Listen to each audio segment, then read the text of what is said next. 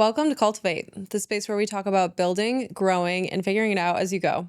I'm your host, Alex Canavan, and I am so glad you're here. Real quick, subscribing to the show is completely free, and it is one of the simplest ways you can support what we're building here. It helps us land sponsors, and it tells me exactly what kind of content to keep bringing you. So if you haven't already, hit subscribe wherever you're listening. It means more than you know. Now, today's guest. She's had one of the most fascinating careers in media. She spent time in marketing at Demand Media, Yahoo, and Microsoft, went on to become the chief marketing officer of AOL, and stepped in the startup world as president and chief revenue officer of Backstage. But you probably know her best for what came next. In 2016, she became the first ever CEO of Barstool Sports. And over the next 9 years, she took it from a regional blog into a full-blown media empire, growing its valuation from $15 million to over $100 million, expanding into multimedia, merchandising, streaming, and pay-per-view, and landing on Forbes' list of the most powerful women in U.S. sports. After leaving Barstool in 2024, she became CEO of Food 52, leading the brand through a major restructuring.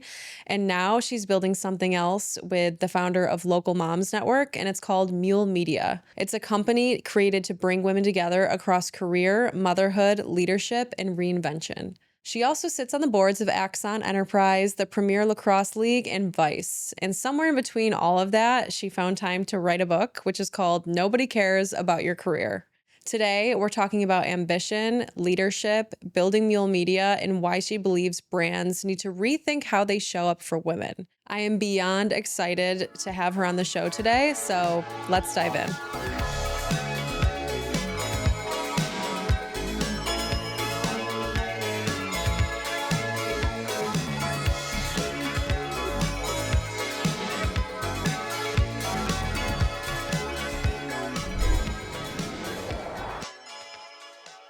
Erika Badan, welcome to Cultivate. Thank you. Hi. Hi. Oh my gosh. I just have to fangirl really quick because if I told my 18-year-old self that I would be sitting down and interviewing you in 10 years, she would have probably lost her mind. Just to put this in perspective, you joined Barstool Sports the year I graduated high school. So I went to University of Buffalo. One of my good friends ran the Barstool Buffalo Instagram. And Uh-huh. my first impression of Barstool was when you were CEO. I would say, a lot like many other women my age, my first podcast was, of course, Call Her Daddy. But the second podcast that I listened to was yours.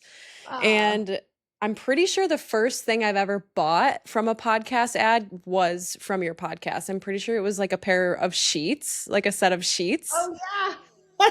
100%. Those, I sold they a lot were, of yes, those sheets were so good too. They were yeah, they like were good. exactly how you described them. So Yep. I'm so grateful for your time today. I'm so pumped for this conversation because when I saw what you were building with Mule Media, I absolutely had to reach out. Thank you again for tuning into today's conversation. Before we get into the good stuff, though, I just wanted to let you know that Cultivate is now on Substack. After you subscribe, you'll get weekly episodes sent straight to your inbox, and once a month, a bonus newsletter from me where I share what I'm personally learning and navigating on leadership, community building, mindset, and building a mission-driven business. No highlight reel, no pretending I have it all figured out, just what's true in real time. You can find the link to subscribe in the show notes. I'd love for you to be a part of it. Okay, now back to the conversation. You started building the Work Like a Girl brand while you were at Barstool, and then you took it with you. But you also joined Food 52 when you left and became CEO of that company. Was there a reason why you felt compelled to continue building Work Like a Girl? Yeah, that's a great question. I always loved Work Like a Girl. It was a little bit of an accident where Barstool was it was a big journey. There was a lot happening, which sounds like platitudes. It was a nail biter in some ways, but it also was like under assault a lot. And sometimes for good reasons and most times for not. But, a lot of people thought that Barstool was very misogynistic. A lot of people said that I was there as a token, and Work Like a Girl was originally a t-shirt idea that came out of my podcast, which was like this idea that you could work like a woman and still appeal to male audiences or men who wanted to build businesses. Like there was something to be proud of in doing things like a girl. And I was proud of the work I was doing at Barstool. So work like a girl's always felt like super, super close for me.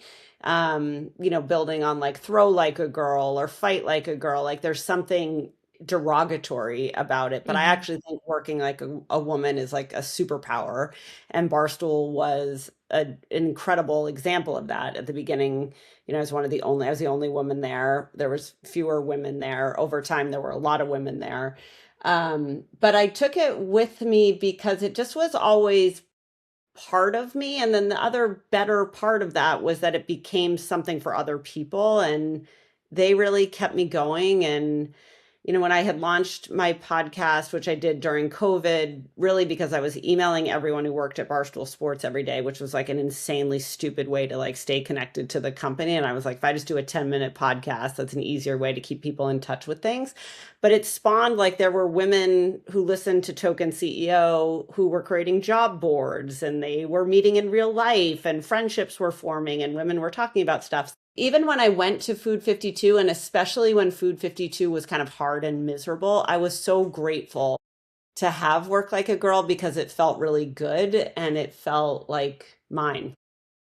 Yeah, no, it was this space where you could just like express yourself, and it Yeah. it Yeah. probably was a place full of creativity and relief for you, especially as you were, restructuring and dealing with all the hard stuff that comes with being the CEO of a company, for the millionth time too. I mean, you've had such a full career full of so many different experiences and opportunities. And one of the things that I love that you talk about is how you took a lot of risks in your career and you jumped around a lot. And I think that in work culture that has been frowned upon, but now we're starting to see that narrative kind of turn, and younger professionals are really encouraged to take more risks and to jump around and really go and look for the job that is right for them. What do you think you learned about leadership becoming like the first CEO of a company?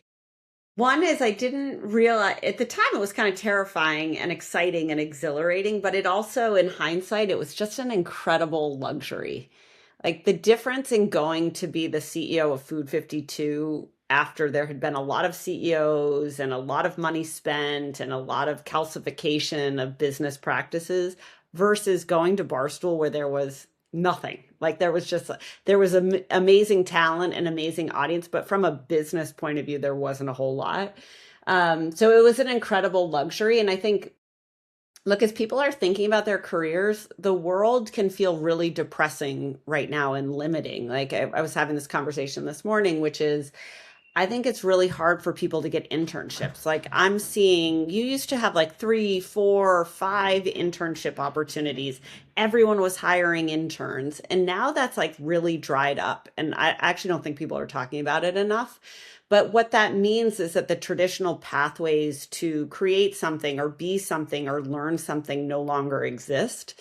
And so the people who are really entrepreneurial and are like, I'm going to figure out how to start something, or I'm going to do something kind of non-conventional, or I'm going to find a way to spend my time and learn skills. That's like being the CEO of your own thing. And I think more and more people will get to that by necessity, and that will serve a lot of people really well. Yeah, honestly, that resonates with me a lot. Because I mean, a huge part of why I think I'm doing what I'm doing now is because this kind of job and these opportunities simply just didn't exist where I Mhm. live in Syracuse, New York. But on top of that, I think that it's extremely frustrating for young people to go and work really hard and get the degree and get the master's degree just to come out of school and be told that they can't get the job because Mhm. they don't have 4 to 5 years of experience. And there's also no one willing to take them on so they can gain that Yeah. experience.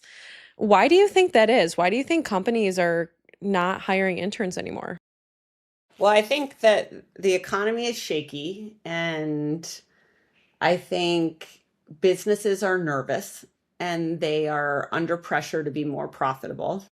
When I was coming out of college and for the, outside of the '08 timeline, businesses, it was profit, it was growth at all costs, right? So you did spend on interns were actually very responsible because they were cheaper than hiring real people, and you were chasing growth. And now companies are chasing profitability in a way that I don't think they were chasing before. I think AI has upended a lot of the entry level jobs. It's easier to put a prompt into AI than it is to manage an intern.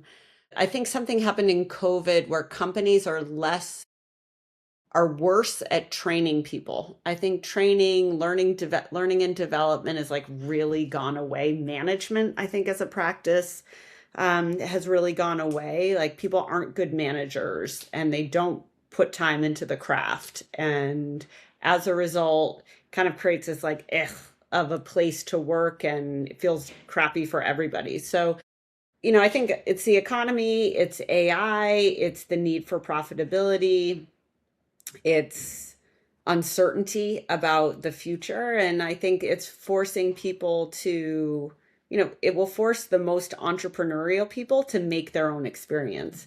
And the vast majority of people will do literally nothing. So it's, if you are entrepreneurial and you're willing to work and put the work in and try something that might look stupid, you actually will reap the benefits of that. Yeah. And I think in a lot of forms that looks like maybe building a personal brand or becoming a Totally. creator, building your own business while you're, maybe working at the restaurant and still putting yourself through school. But hey, at least you're building something and you're getting the reps in because you're showing up. But say, you're talking to the really ambitious person who's still an undergrad that is like determined to get a good internship. Is there any pieces of advice you'd give them and how to maybe approach a company or a brand that they admire and pitch themselves as an asset or someone that can add value instead of take away their time and focus from profitability? Yeah, I think, look, like when I was coming out of college, internships weren't paid and I couldn't afford to, I needed to work. I had to make money. So I needed to make money for school. So like the internship opportunity for me was really not there because I couldn't afford to take it. And I think, one question, I don't know what the legality of this is, but like, hey, can I volunteer in your company, right? Like, can I give you, I have a waitressing job or I'm doing XYZ on the side, I'm a lifeguard, I'm a whatever. Can you contribute to the company some way? Can I shadow you for a day? What can I do? I think is, doing things that aren't like, hey, how much do I get paid? How big is my contract, how long is my contract? So the first thing is like, how can you put yourself into an environment that could at some point be a job or create a job? The second thing is like, I come from media, which is, I don't think a great business creators, the internet is a great business, but at Barstool, for example, we had a lot of people just work for free on our social accounts because they were so passionate about the brand. So like, hey, I'd love to help out Work Like a Girl, which, it's kind of my brand, my operation. We have people just volunteering to be like, I'm out of work. I'd like to be busy. I want to get the experience. It looks good on my resume and I want to contribute. So just offering your skills, I think, is the first thing. I think the second thing is, a lot of times I get a lot of inbound like this of like, hey, do you have any internships? Or I'm looking for, it's very self-serving. I'm looking for an internship. I'm looking for a job. I'm looking for like me. How can you help me? No hiring manager or HR person is like sitting around there trying to like help you, right? Like they want to Mhm. help the company, they want to help themselves. So I think doing things like, hey, if you want to work for a consumer goods, packaged goods brand, go buy the product, do product reviews, make videos, write reviews, detail what the shopping experience was like. Give 3 ideas for how you could make that better or contribute. There's a really great article on LinkedIn the other day of some lady decided to like, she needed a job. She saw that there was a LinkedIn, some type of LinkedIn event. She got a job as a waitress at the event and then just handed out her resume to everyone. Like, so you also have to be opportunistic about where you put yourself and then what you do with yourself when you're there. Yeah, no, I really like that because I mean, as as the founder, I mean, I'm so grateful for people who pitch themselves and say, "Hey, I'd love to help you. Like, do you have any internship opportunities?" But in a way, as a young person who's definitely still figuring out how to lead people and manage people and delegate, it's almost like overwhelming to be like, yeah, I'm sure there's things that I need you to do and that you could help out with, but now I'm going to have to take an hour to figure that out and to get organized and to do all this work so you can help. And then at the end of the day, like you had mentioned before, it's almost easier to just throw it into AI Hmm. and just do it myself. So if you can kind of reframe your approach, I guess you could say, and almost do the work up front or provide value right off the bat, I think that that's definitely a great way to get in the door. Yeah. All you have to do is get in the door. And if you can get in the door and you can do a good job, you will be fine. Literally, you just have to get. 100%. Literally 100%. I believe in that wholeheartedly. Just get your face out there and be a good person, and then, the universe will figure out the rest. Yes, exactly. If you've ever wondered how brands like Bacardi and Lululemon make their video content look that good, stay with me for 30 seconds. We're going to take a quick pause from the conversation so I can tell you about our sponsor for today's episode, Big River Film Company, a full-service video production company built for brands that need clear strategy and a smooth production process. Their tagline is actually video content that connects, and connection is kind of our whole thing here, so you can see why this was a natural fit. Based right here in Syracuse and actively serving brands across central New York, Big River brings national level experience to our local market. They've worked with brands like Bacardi, helping create video content around new product launches, as well as household names like Macy's and Lululemon. Whether you're in food and beverage, healthcare, finance, or anything in between, Big River Film Company can help you create video content that moves your audience to action. If video is on your radar for 2026, these are the people to call. Visit bigriverfilmco.com to explore their work and reach out about your next project. Some of the biggest breakthroughs happen when you finally step away from the noise long enough to hear yourself again. This is Camp Collective, an intimate women's leadership retreat November 13th through the 15th at Vanderkamp in Central New York. Equal parts strategy and restoration, a weekend designed for women who are ready to rest, reflect, reconnect with their vision, and build a real plan to bring it to life. Think community building, connection, and reflection, paired with yoga and breathwork, guided workshops on vision casting and execution planning, time spent outdoors on the trails at Vanderkamp, sauna and cold plunge sessions to reset, and of course, bonfires to close out the evenings. Camp Collective is exclusively for members of the CNY Women's Network, and right now we're offering First Ascent access until July 31st to lock in the lowest rate possible, get priority room selection, and help shape the weekend itinerary before it's finalized. Only 4 spots remain, and access closes July 31st or until spots fill up. Learn more about Camp Collective at cnywomensnetwork.com/camp. And if you have any questions about becoming a member or joining First Ascent, email join@cnywomensnetwork.com to get the conversation going. Step away, come back with clarity. So I'm really excited about Mule Media, and I know you are too. I mean, like, this is an incredible vision that you have, but I also love that you took your Work Like a Girl brand and the Local Moms Network brand, and Hmm. you're coming together to create something massive, not just to connect women, but you're connecting women across many different intersects like career, motherhood, leadership, reinvention. Where did this opportunity come from? How did you meet Layla? And Yeah. how did you know that you guys would make the perfect partnership? Um, yeah, so I'm glad you're excited about it. I'm also excited about it. Layla has built quietly a really incredible platform for women. She cares so much about moms. I've never met anyone that is as community minded as Layla. I think she's super inspiring in that way. She also built something that a lot of people, I think, like sniffed around, and venture people and private equity people were like, "Ooh, we'd like to get our hands in that." And I don't think they made Layla feel comfortable, and I don't think that she felt seen or understood, or that people didn't appreciate how fragile a community ecosystem is. Like, communities are fragile. They're Mhm. so strong, but they're also, if you don't come at them the right way, they will dissipate and disappear instantly.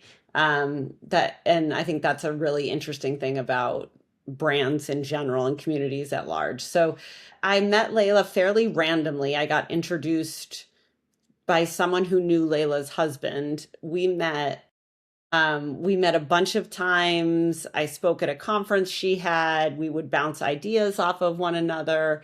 And then what I really saw was that what Layla had created with local moms was actually my vision for Work Like a Girl, but I didn't know how to do it, and she had already done that. And what I was doing with Barstool and Food 52 and to a degree Work Like a Girl was what Layla's vision was for local moms. And so it became really natural to put the two things together. And then the last piece of it is, the vision of it is that we create communities for women from when they're 18 to all the way through when your kid's 18 and going off to college or going into the workforce. And that there doesn't need to be this divide between working moms and stay-at-home moms or moms who work in the home. There doesn't need to be any distance. All of these women are trying to make something happen, whether you're trying to make something happen in your work or you're trying to make something happen for your family or both. And then the last piece of it is I think the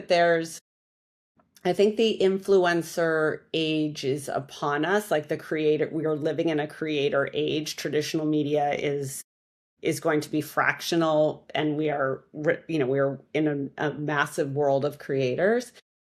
I think having a creator, having someone who influences you, be someone who you trust, someone you see in the grocery store, someone you recognize from the office lobby, is really important, because as more and more influence becomes created by AI, it will be less trusted. And so I think that's really what we're on the edge of, is that we are building trust. We're building trust with communities of women. We are empowering women to build their own businesses within this platform. And then we are bringing this trust to partners who we work with, which fuels the business model. Yeah, no, I think it's a beautiful vision too that you are not only looking to connect and support women through all these different phases of life, from graduating college to getting married to becoming mothers for the first time to sending the kids off to college. I mean, those are so many different eras and chapters. And, if there's one thing I've learned about building the CNY Women's Network is it can be a little tricky to have community that is quite large spanning and quite inclusive. How we identify ourselves is simply a growth minded community of Mhm. women in upstate New York. You Mhm. don't have to be a business owner, you don't have to be a professional, you don't even really have to have a career, although we do talk business a lot and career and ambition. But I mean, I say this all the time when I'm talking to people at our events. I'm like, the most difficult job that you can ever take on is becoming a mother, I think. Mhm. And there's a lot of women that'll come to our events that are like stay-at-home moms. They're running, a side business on the side. And I just spoke to someone last week at a coffee meetup and she's like, I'm just a mom though. I don't know if I should join. And I'm like, what do you mean you're just a mom? Like, I have nothing on you. Yeah. You know what I mean? And so how can we have more conversations about how ambition does exist no matter if you're, building a business, working 9 to 5, or choosing to stay home and build a family. I mean, those are all incredible roles to play. But I love how Mule Media's tagline is like, for the women who are carrying it all. I think that's very clever and it's very real. How do you guys plan on building community intentionally and serving women at so many different stages of life? So communities have to start like with someone somewhere, like just like you started your community because Layla started Local Moms because she was a mom of, 4 kids and she couldn't find any resources that would help her. I was a woman working in sports. There weren't any other women. I created a community that served me as a professional woman. So like I think communities start with someone somewhere. And we will expand that way. So we will expand into different communities. So communities of moms of toddlers, communities of pregnant women, communities of moms of high school. Like, I think people, it's very easy to blanket working women or easy to blanket mom. Like, there's a lot of different phases, and people will travel fluidly within those phases. So I'm really interested right now in communities for work like a girl, of like nurses, teachers, women who work in different professions, women who work in tech, women who work in media, women who work in small business enterprises, like they're, women who work in music. Like, you could see the verticalization. And then I think on the mom side, it's a really different need set when you're pregnant for the first time versus when you have a 17-year-old and you're trying to figure out what life after high school looks like. So we will find the people who have things to say and who want to serve other women. Not all women want to serve other women. Not all women have something to say. And we'll start there, and then see who we can gather around them and breathe air and life and nurture that. And that's how it will grow very organically. Yeah, it sounds like it'll be a natural thing. Just it Mhm. really does matter like who are the people kind of spearheading that, right? They have to be so passionate and committed to serving those people. And like I said before, it I think that one of the most difficult things with trying to grow the CNY Women's Network has been that at first I had this really big vision of Mhm. like it doesn't matter what you do. This is a community and we're all going to gain from it, right? We're all going to get something because you know, the magic is in the conversation. But, as time went on and the more I learned, there really is so much value in, yes, being part of a large network, but also knowing that you have very specific spaces that you can go so you can have conversations with other people that are in similar Mhm. spaces as you or similar positions that you're in. Because to be truly understood, I think that's really where the magic happens, is Mhm. to feel like you are sure, maybe part of a community of like awesome, ambitious women, but there's also a space where you can go where like you can have the real conversations and they'll understand what you're talking about. Yeah, totally. I think a lot of the women's groups are very performative, where you have to show up as some version of yourself that's like better than normal. And I always hated that. I don't, it doesn't like feed me. Yeah. And I wanted to create a group that serves women how they are, when they are, where they are, like that embraces vulnerability, that embraces fallibility, that helps women when they're down, not just when they're up. And I think that's really important. I think motherhood kind of demands that of you. Like, it's so fucking hard that you're like, I'm like beat down, and you're just like trying to survive the day. But I think the same is true for professional women. And I think it's important to, there's access and community. Access is different than community. Community only works if it's vulnerable.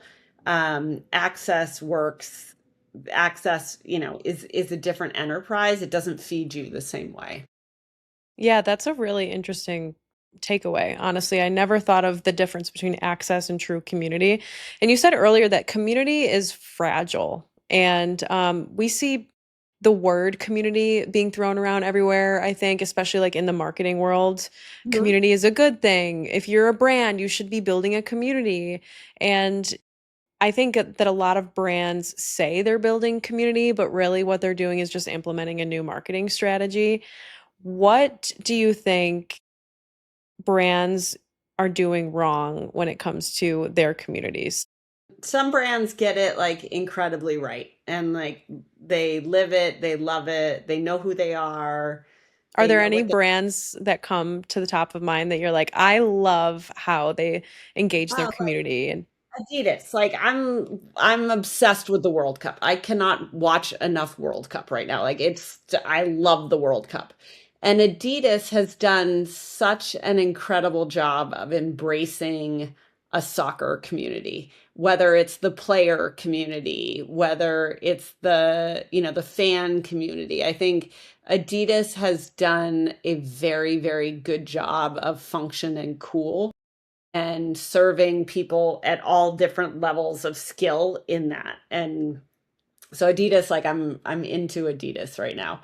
But in terms of brands getting it wrong, I think brands are bad marketers. There's a lot of brands with bad marketers, and there are a lot of brands with bad marketing, which really, I think, when you don't have a great product, you are more likely to have bad marketing. When you have a great product, the product usually markets itself, and it's okay if you have bad marketers. But the brands that are getting community wrong either don't have a product that has a great fit for a community, or they are afraid of talking about what that community, who they are, or what that community is. Like, they're reticent to badge as the community.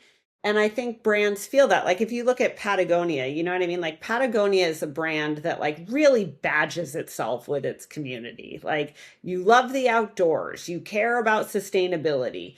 You look at Bud Light, you know what I mean? If you look at Bud Light X many years ago, where they're doing trans spots on television, and now they're in the ring, they're the ringside sponsor at the UFC event in, on the White House lawn, with a really different tone and a really different feel.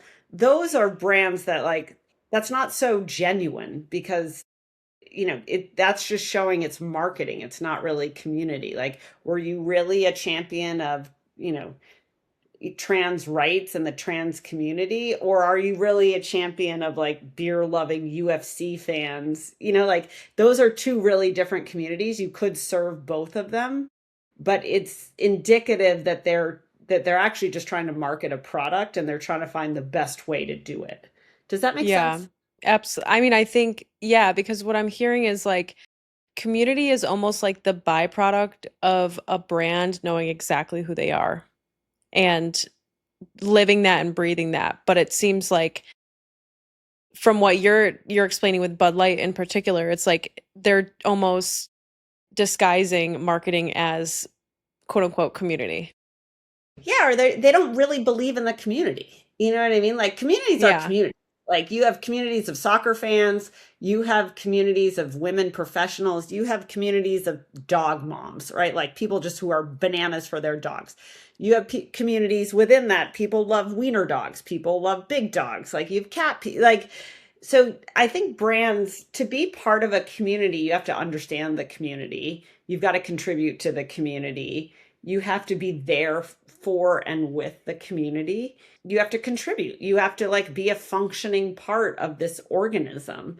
And some brands have earned that place. Like at Barstool, we were a community. It was a community. Like, that sounds like a very nice way to describe Barstool, but it's a community. It was a community of hockey fans. It was a community of NFL fans. It was a community of Dave fans. So the brands that did really well embraced that, and embraced the people, and were part of the joke and part of the narrative and part of the story. And those are the brands that will be successful in communities. The thing with communities is communities are word of mouth advertising, which is the single strongest form of advertising. So if you can get people to recommend your product to other people and to badge themselves with it, you're golden. And that's why community matters. Yeah, and I think that, you know, that's also why these community-based brands are incredible media brands now, and I think that that's why they're starting to really take over. What does a media company look like now? Mhm. So Mule Media is, going to be working with brands who are seeking Mhm. to obviously engage with a trusted community of women professionals, just women from all walks of life, it sounds like. What do you tell a brand that's used to chasing kind of big reach numbers and spending large advertising budgets, why a smaller, trusted community might actually serve them better?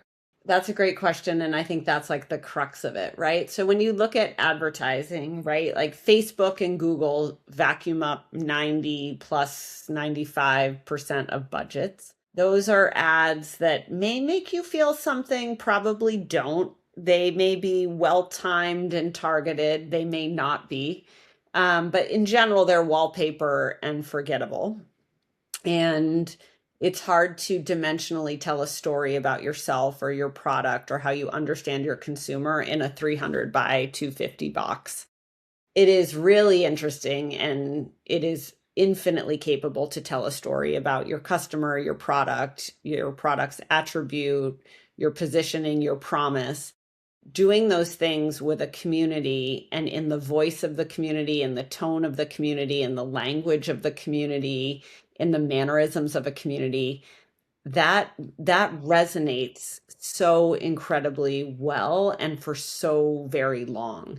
And so while you may not be reaching millions and millions and millions of people or having millions and millions and millions of impressions, those impressions that you do have are actually quite intense, and they're very, very memorable, and they are far more lasting.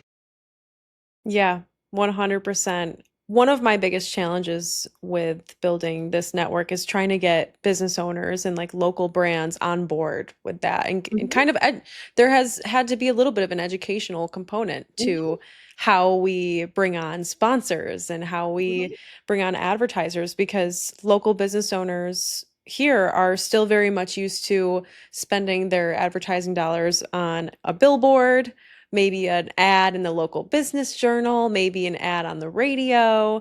But, partnering and collaborating and sponsoring these community events, has been viewed as something they do in a charitable way. Previously, to sponsor an event, it's like, oh, I'm going to sponsor this nonprofit event and just because I want to support this organization. But what I've built here is kind of like the first and only thing like this here. So to kind of help people reframe and view that this is an opportunity to advertise your brand, your product, your service. You're actually getting FaceTime with, this incredible audience here that is going to trust you because I'm mhm, intentionally choosing to partner with you. I think you're the right person mhm. to bring on board. So it's been a little humbling to like have Totally. to get people on board with that. But I mean, you are working with like some of the most incredible brands. You just hosted an event for Mule Media. What was it called? It was the Mom Front. Yeah, the mom front. The Mom Front. How did that go? Who was there? Like, I talked to you right before you hosted it. Yeah, so the mom front was so it's a super humbling process. And it's actually no different than what we're saying to interns. It's like you got to get out there and you got to prove who you are, what do you have, why should anybody care? Nobody cares. And what you can do for people, and you need to convince people to take a chance on you. Like I'm living this life right now, like the mom front is the perfect example of it. Like when I was the CMO of AOL, we were running like a $5 million event. There was 40 people working on it.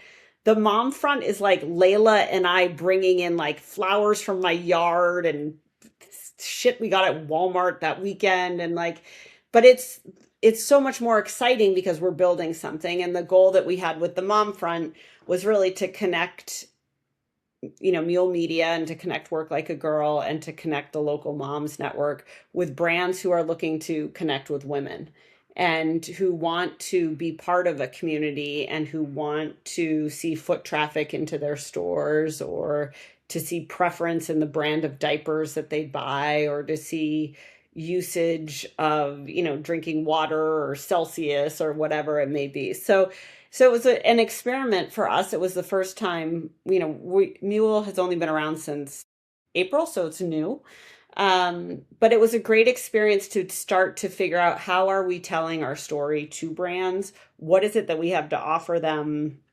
And like when you have a small business, you have a small idea, like everything is a headache. You're like, like, okay, we got all these brands here, but we don't have a clear way for them to buy. And it's like, how do we price this? And how do we teach people how to sell it? And, I really like that run of trying to build something and iteratively figuring things out. And that's in large part what we are doing every day. Yeah.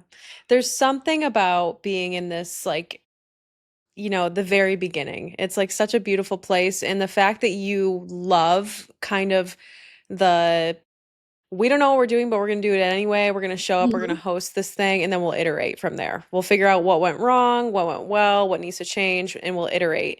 What would you say to someone who is just like waiting for permission and waiting to have it all right before they decide to actually go and build the thing? What piece of advice? Because, like, have you always been this much of a risk taker? Is this just like in your blood, or is this something you've had to learn?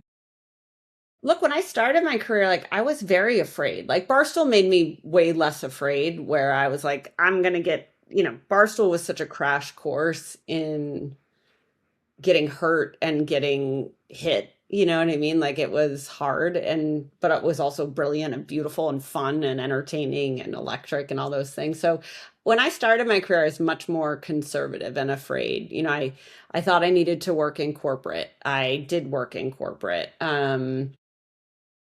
I played by the rules. I like did the expected thing, and it didn't suit me. Like I didn't it didn't like fuel me, and I cared too much and I worked too much, and there wasn't any like payback from it. Like I think the thing about being an entrepreneur is, which I was always chasing, to be honest with you, and I think Barstool made me confident in it, is that there's something really fulfilling when you believe in an idea and you believe in a set of people who can make that idea come to life. Like it's so invigorating. It's so nourishing. It's just so captivating. Like I work all the time now and I don't mind it a second of it. Like I really don't mind it at all because I'm so intellectually interested. And when it feels complicated from like, how are we going to solve this?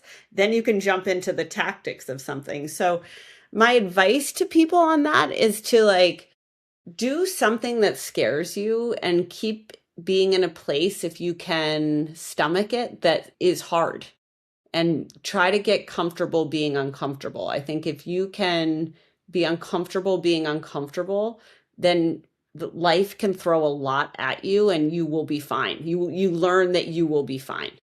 And it doesn't mean you won't have bad days, and it doesn't mean that people won't let you down or you won't let other people down or you won't ever be sad and all those things, but it will give you the resilience and the confidence of like, I can take what's coming at me, which I really think is all any of us really want. I think it happens through, those really crappy experiences too. Totally. Because I mean, the way that you just described Barstool being like really hard and like real, I mean, you were broken down, but then there was moments that were electric and so Hmm. beautiful. It's almost like, do you think you could have experienced those highs and that electricity if it weren't for, the low lows Yeah, and you the can. really Yeah, hard times? yeah, yeah. Anyone who tells you that you can feel great success without a lot of pain on the way there is like just lying to you. Yeah, and I think entrepreneurship in general, no matter what you're pursuing or what you're building, is brutal. So you may as well be obsessed.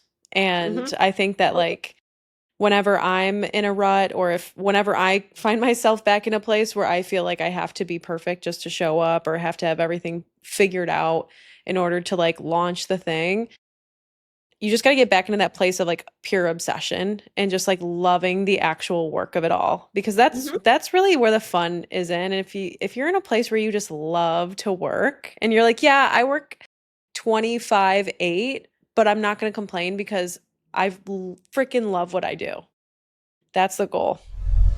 Hey friends, real quick before we wrap up, I have to tell you about something that's happening in just a few weeks. Erika is going to be speaking live at Women in Wealth in Saratoga Springs on August 25th, and I'd love to see you there. If you're already a member of CNY Women's Network, be sure to check your inbox. I've sent you a discount code for $25 off your ticket. We're also going to be hosting a member dinner meetup the night before in Saratoga. So if you're not a member yet and you want access to opportunities like these, head to cnywomensnetwork.com/membership to learn more. And I'll leave the link in the show notes for you too.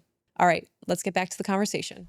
All right, Erika. So before we wrap up the conversation, I've got a few rapid fire questions for you. These will be, I think, fun. What was the most I can't believe I get paid to do this moment of your career? I mean, so many. Like You've had a Barstool was really like, cool career. I mean, I'm sure there's a I don't know. lot. I don't know. I think Barstool was a little bit like, I can't believe I get paid to do this. it was so fun to grow so many things at once. So, and have like so much success while we were doing it. So, I would categorize the Barstool piece of that. I sit on the board of a company called AXON, which I really believe in. I think it's a really incredible company. Like, I would do that if I didn't get paid for it.